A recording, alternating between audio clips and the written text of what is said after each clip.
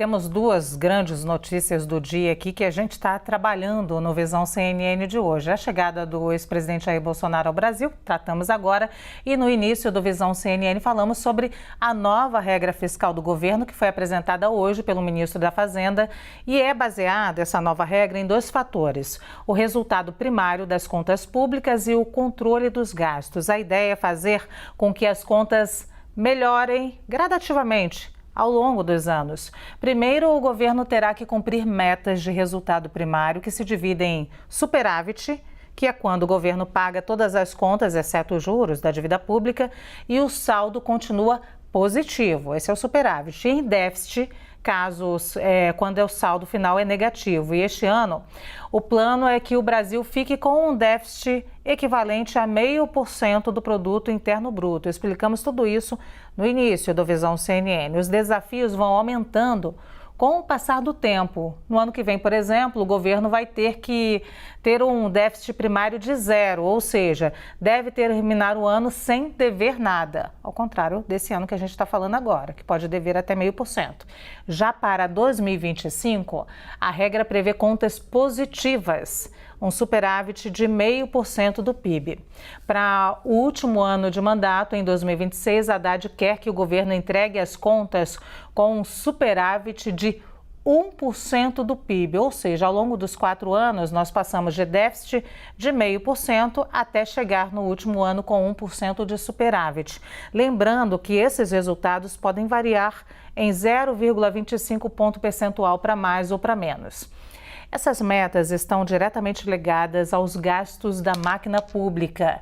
E aí entra a segunda premissa do controle fiscal: as despesas do governo. O plano de Haddad estabelece que esses gastos não podem crescer mais do que 70% do aumento da receita. Ou seja, vamos supor que a receita do governo subiu R$100. Nesse caso, ele vai poder gastar R$70 a mais no ano seguinte. Caso as metas de superávit não sejam batidas, mesmo com o aumento na arrecadação, o governo vai ser obrigado a reduzir o crescimento das despesas de 70% para 50% no ano seguinte. Lembra do exemplo dos R$100? Então, nessa hipótese, se a receita aumentou R$100, ao invés de gastar R$70 a mais no ano seguinte, o governo vai poder gastar somente R$50. É uma espécie de punição por não cumprir a regra. Em caso das metas serem cumpridas, o dinheiro extra vai poder ser usado em investimentos pelo país. Explicadinho para você. A nova regra fiscal também prevê algumas estratégias para o país conseguir atravessar momentos de expansão ou retração da economia sem turbulências. A partir de agora, o texto deve seguir para a análise do Congresso. Segundo o ministro Haddad, ele deve ser enviado aos parlamentares na semana que vem e precisa ser aprovado em 2 casas, pela maioria das 2 casas, pela maioria absoluta das 2 casas, na Câmara e no Senado. Depois disso somente é que começa a valer aqui no Brasil.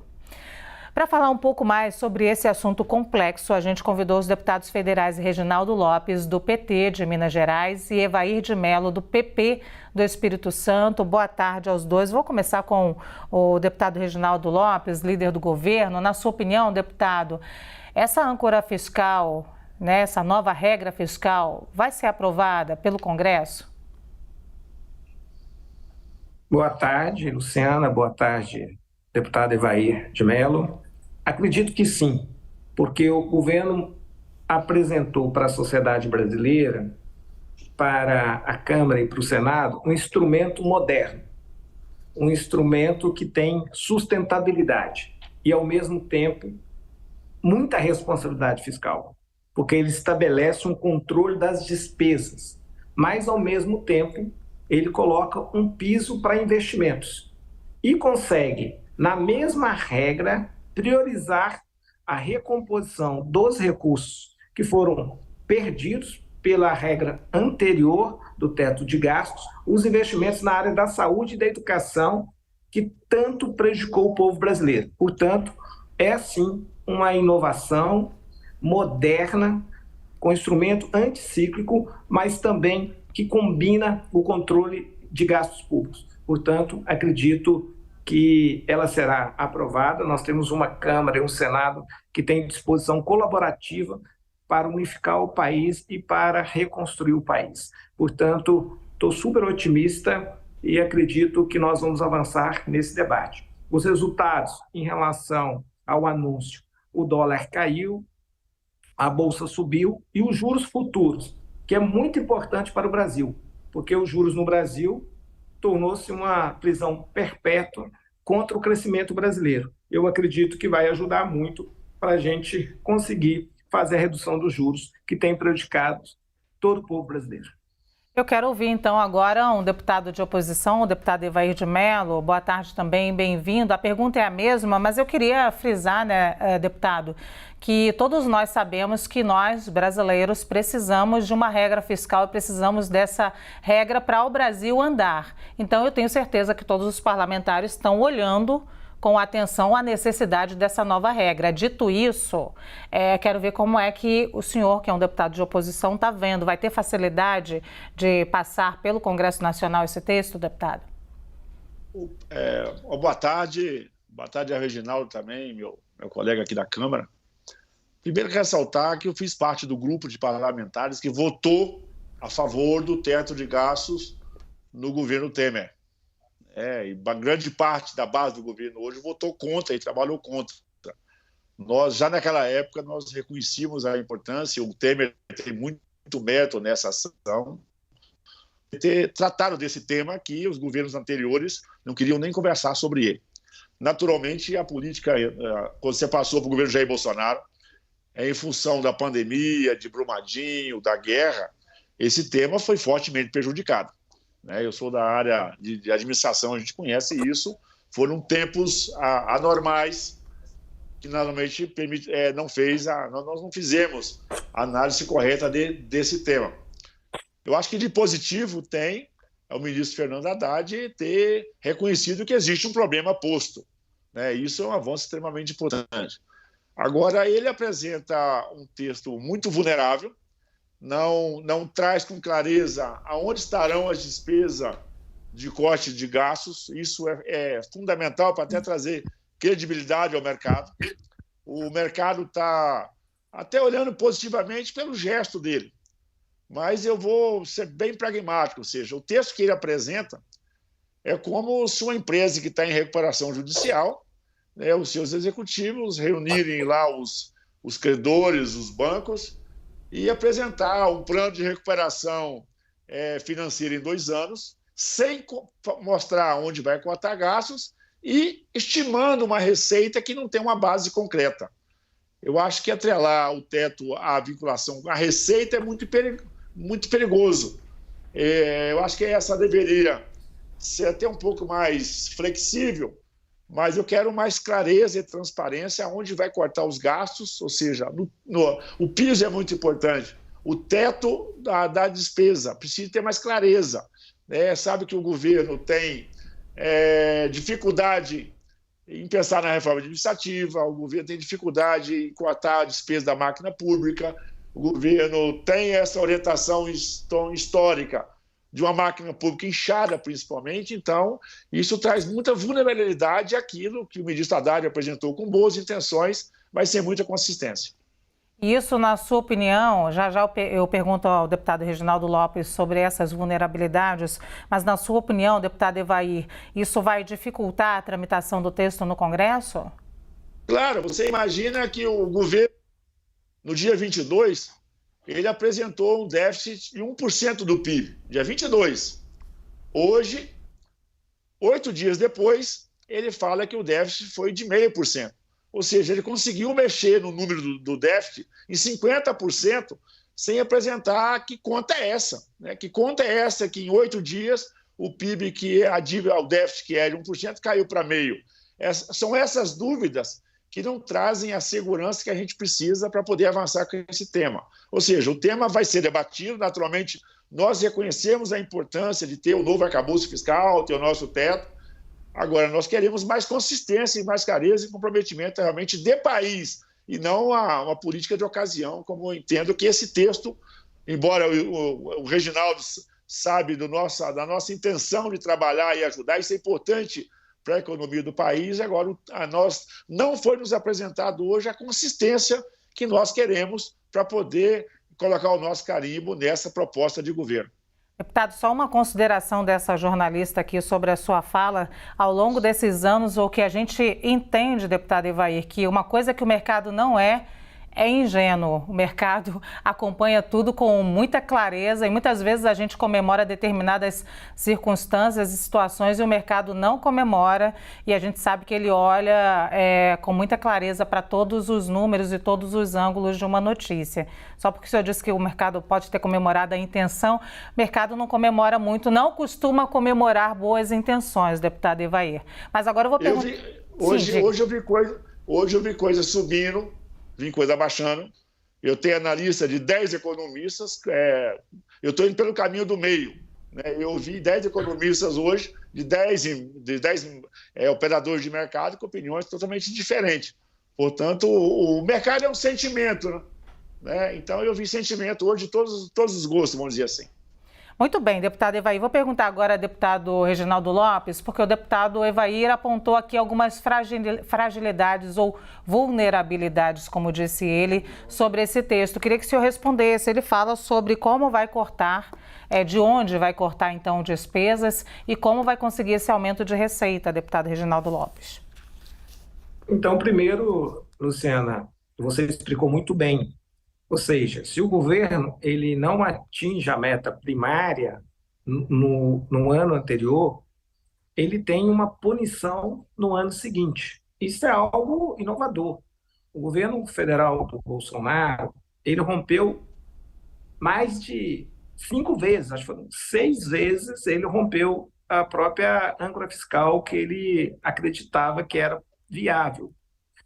É bom também lembrar que quando nós voltamos à PEC da transição do Bolsa Família, nós sempre acreditamos que a retomada de investimentos e a recomposição das receitas, por exemplo, na infraestrutura que nós estamos investindo, significa que foi investido nos últimos 6 anos, mas um enfrentamento à fome, à desigualdade no país, com a distribuição de um Bolsa Família mais equilibrado, com aumento da renda per capita para os mais pobres, isso tudo ia promover uma retomada do crescimento econômico. E hoje, o próprio mercado e o Banco Central, que tinha uma previsão de 0,8% de crescimento econômico, sinalizou que vai ter um crescimento de 1,2% da economia no ano de 2023. Isso, deputado Evair de Mello, justifica por que o governo, ousadamente, já faz uma projeção de um déficit primário para o próprio ano de 2023 menor. Eu lembro que nós debatemos muito a PEC da transição, eu coordenava a bancada do PT, e muitos apostavam que o superávit primário, com os gastos, né, com os investimentos na área mais social, recomposição de saúde, educação, infraestrutura e políticas sociais, o nosso déficit primário seria de 2,5%. E ele vai ficar ali na casa de 0,5%, com essa margem de 0,25%. Então, isso é demonstração que é possível pensar, depois da pandemia, em novas teorias econômicas, ou seja, revisitar algumas teorias econômicas. Hoje o Brasil está muito preso a uma análise muito, às vezes, do mercado financeiro, e poucos têm interpretado teorias novas que surgiram após a pandemia. Por exemplo, nós não temos uma inflação que ela é de origem do risco fiscal do país, ou ela está vinculada por exemplo, a uma inflação de demanda. Nós temos no mundo todo uma inflação de oferta. O mundo não se organizou pós-Covid. Por isso é um erro achar que nós vamos fazer um controle da inflação do país usando apenas a regra tradicional do aumento das taxas de juros. Portanto, eu acredito que essas vulnerabilidades que o deputado aponta, o ministro Fernando Haddad conseguiu responder. De maneira ousada, ele combina metas primárias, piso de investimentos, abre uma excepcionalidade na saúde e educação, mas dentro da meta primária, e faz um controle das despesas, limitando a 70% do aumento das receitas. Portanto, eu acho que sim, a sociedade brasileira tem que comemorar com essa nova proposta de âncora fiscal. Muito bem, deputado Evair, eu queria ouvi-lo por alguns segundos, que eu tenho que encerrar esse painel, mas a minha pergunta, eu acho que ela é pertinente nesse sentido, porque a oposição vai trabalhar agora e com responsabilidade, quando for fazer essa votação agora e essa análise do texto, a oposição vai tentar entender o que é melhor para o Brasil, e porque tem uma acusação mútua, de que no governo passado a oposição não trabalhou pelo Brasil, votou contra, e aí eu sempre faço essa pergunta porque eu acho muito pertinente. Olha, o que nós chamamos de oposição hoje foi quem votou os tetos dos gastos ainda no governo Temer. No governo Jair Bolsonaro, apesar das críticas, nós vivemos tempos de pandemia e de guerra. Por isso não vale considerar, porque são tempos atípicos. Né? O governo, quando apresentou a PEC emergencial do final do ano, naturalmente é visível que só olhou para despesas. E nós fizemos questionamento. Portanto, pode esperar da oposição muita responsabilidade fiscal para o Brasil. Infelizmente, eu volto a dizer, o texto é necessário, o governo reconhece o problema, a oposição sabe que tem problema. O que nós estamos reclamando aqui é a falta de consistência e dados objetivos.